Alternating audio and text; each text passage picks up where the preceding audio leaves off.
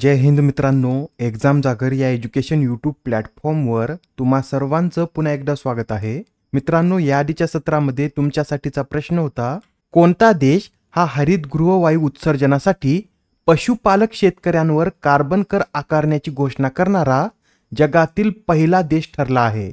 या प्रश्नाचं योग्य उत्तर आहे पर्याय क्रमांक 3 म्हणजेच डेन्मार्क हा देश हरितगृह वायू उत्सर्जनासाठी पशुपालक शेतकऱ्यांवर कार्बन कर आकारण्याची घोषणा करणारा जगातील पहिला देश ठरलेला आहे.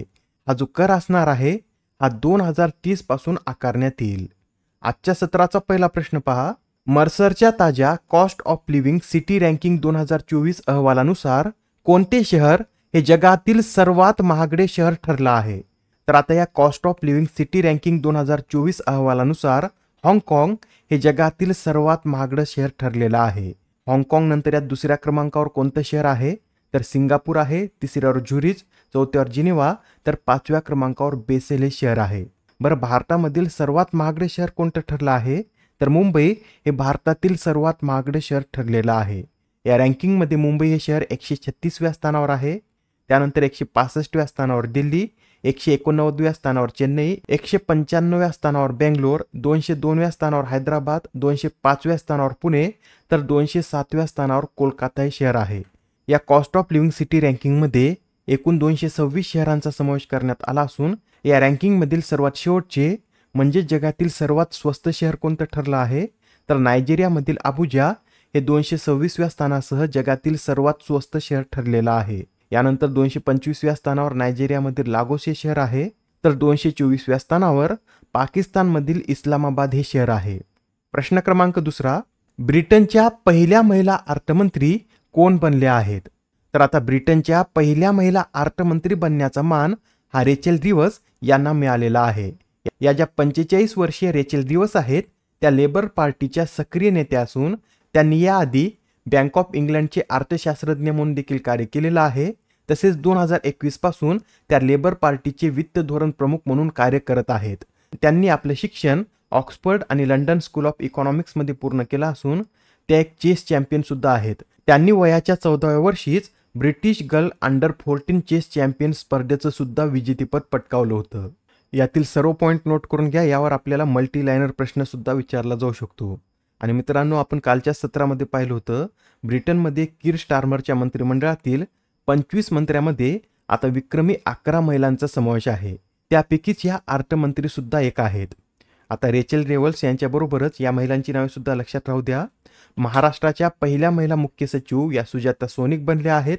ओडिशाच्या पहिल्या महिला उपमुख्यमंत्री प्रवीता परिदा, अंतराळ मोहिमेत अंतराळयान उडविणारी पहिली महिला सुनीता विल्यम्स, मेघालयच्या पहिल्या महिला पोलीस प्रमुख इत्शिशा नॉनग्रांग, अलीगड मुस्लिम विद्यापीठाच्या पहिल्या महिला कुलगुरू प्रोफेसर नैमा खातून, ब्रिटनच्या भारतातील पहिल्या महिला उच्चायुक्त लिंडी कॅमेरून, ऑलिम्पिकमध्ये ज्युरी सदस्य बनणारी पहिली भारतीय महिला बिल्किस मीर, मेक्सिकोच्या पहिल्या महिला राष्ट्राध्यक्ष क्लॉडिया शेनबॉम, BSFच्या पहिल्या महिला स्नायपर सुमन कुमारी, पाकिस्तानातील पहिली महिला मुख्यमंत्री मरियम नवाज, पीच क्युरेटर बनणाऱ्या भारताच्या पहिल्या महिला जसिंता कल्याण, तर महाराष्ट्राच्या पहिल्या महिला पोलीस महासंचालक या रश्मी शुक्ला आहेत.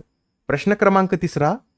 मित्रांनो, अलीकडेच महाराष्ट्राचा अतिरिक्त अर्थसंकल्प सादर करण्यात आला होता. त्यात एक महत्त्वाची योजना म्हणजेच मुख्यमंत्री अन्नपूर्णा योजना सुद्धा घोषित करण्यात आली आहे.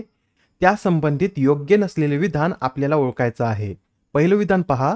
या योजनेअंतर्गत प्रत्येक पात्र कुटुंबाला वर्षाला 3 गॅस सिलेंडर मोफत देण्यात येणार आहेत. हे विधान बरोबर आहे. या अन्नपूर्णा योजनेअंतर्गत पात्र कुटुंबाला वर्षाला 3 गॅस सिलेंडर मोफत मिळणार आहेत. दुसरं विधान पहा. या योजनेचा लाभ BPL रेशन कार्ड धारक कुटुंबांना मिळणार आहे. हे सुद्धा विधान बरोबर आहे. या योजनेचा लाभ बिलो पॉवर्टी लाईन म्हणजेच BPL रेशन कार्ड धारक कुटुंबांना मिळणार आहे. आता शेवटचं विधान काय म्हणतं पहा. अल्प उत्पन्न गट आणि अत्यल्प उत्पन्न गटातील कुटुंबांनाही या योजनेचा लाभ मिळेल. मित्रांनो, हे जे शेवटचं विधान आहे हे चुकीचं विधान आहे. कारण या योजनेचा लाभ अल्प उत्पन्न गट आणि अत्यल्प उत्पन्न गटातील कुटुंबांना मिळणार नाही. या योजनेचा लाभ फक्त दारिद्र्य रेषेखालील कुटुंबाला मिळणार आहे. यात आपल्याला अयोग्य विधान ओळखायचं होतं. शेवटचं विधान अयोग्य आहे, म्हणून या प्रश्नाचं योग्य उत्तर हे पर्याय क्रमांक 4 आहे.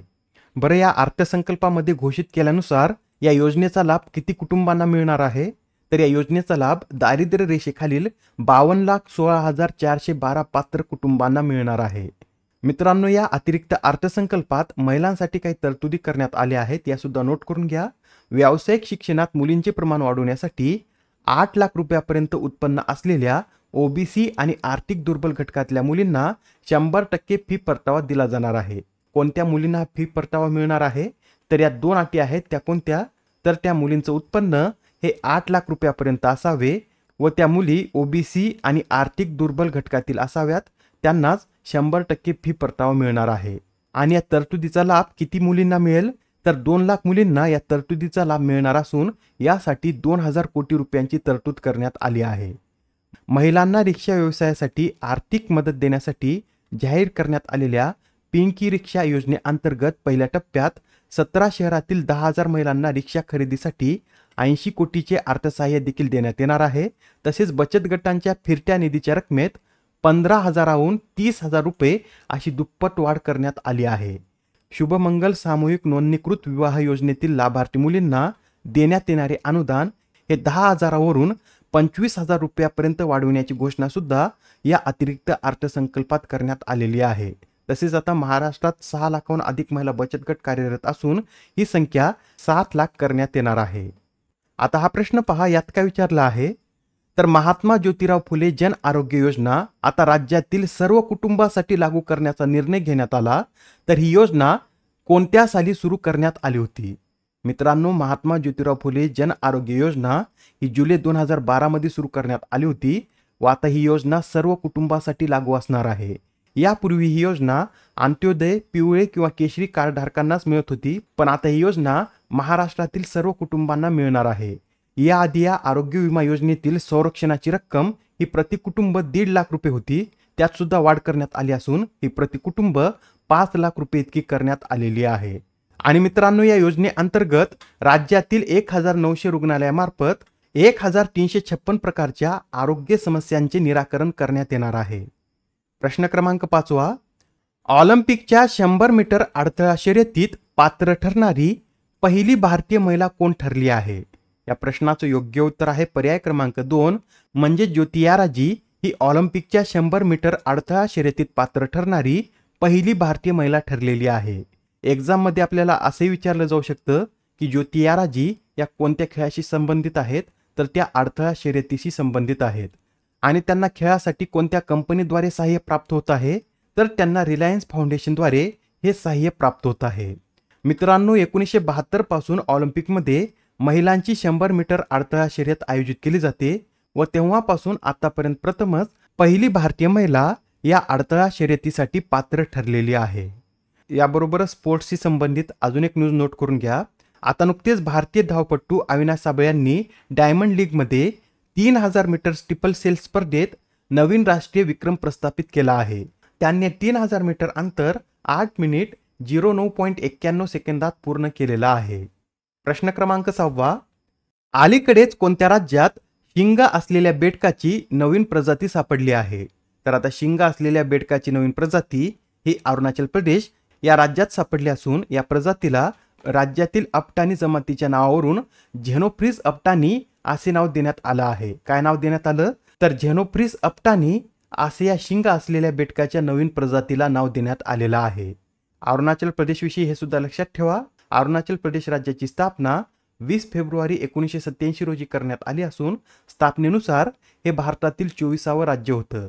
अरुणाचल प्रदेशची राजधानी इटानगर. राज्यपाल लेफ्टनंट जनरल कैवल्य त्रिविक्रम पारनाईक तर मुख्यमंत्री हे पेमा खांडू आहेत. या राज्यामध्ये एकूण किती नॅशनल पार्क आहेत?